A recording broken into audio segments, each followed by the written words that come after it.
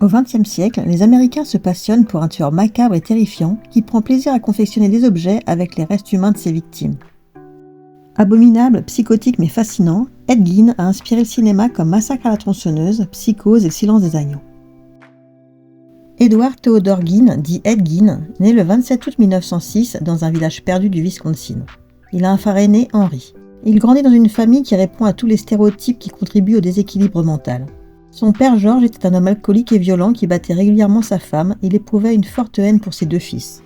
Sa mère, Augusta, luthérienne fanatique, a élevé ses fils à la dure avec une éducation religieuse stricte.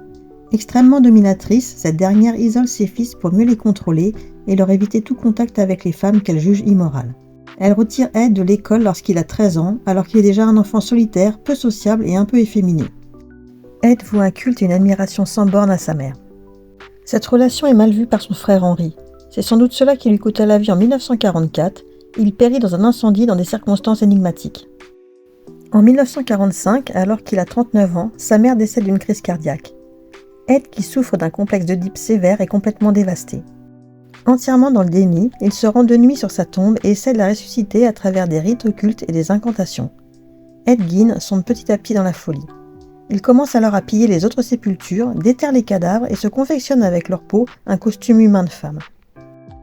Ce sont les disparitions de Mary Hogan et Bernice Worden en 1954 et en 1957 qui ont mené à l'arrestation d'Ed Gein et à la découverte de ses exactions. Les victimes sont toutes les deux des femmes âgées d'une cinquantaine d'années, travailleuses, qui ressemblent étrangement à la mère d'Ed Gein. Une fouille de la ferme d'Ed est alors organisée. C'est là que commencent les découvertes sinistres. Le corps de Bernice Worden est en effet retrouvé pendu par les pieds, décapité et éventré. Ce n'est malheureusement que le début des découvertes. Chez lui, des abat-jours, des rideaux, des draps et des gants sont faits en peau humaine. Des crânes, des organes sexuels féminins et d'autres organes sont rangés dans des bocaux. La tête et le cœur de Bernice Worden sont retrouvés parmi les nombreux organes, ainsi que la tête momifiée de Mary Hogan dans un sac en papier. Le reste des bouts de corps proviendrait, selon Gein, des corps qu'il a exhumés au cimetière. Gein est officiellement accusé des deux meurtres, celui de Bernice Worden et de Mary Hogan. Mais malgré ses déclarations sur les corps exhumés, les enquêteurs pensent que Gein compte beaucoup plus de meurtres à son actif. En effet, les différents restes humains retrouvés par la police proviennent de 15 autres corps. Cependant, Ed Gein affirme qu'il les a prélevés sur des cadavres déterrés. À l'époque, la justice n'a pas les moyens d'aujourd'hui et l'affaire a été classée.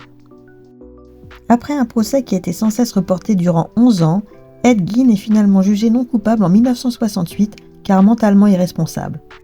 Il est considéré comme schizophrène. Il est incarcéré dans un hôpital spécialisé pour les criminels psychotiques. Il meurt en 1984 à l'âge de 77 ans suite à une insuffisance respiratoire. Comme beaucoup d'histoires macabres, celle d'Ed Gein a inspiré la culture populaire.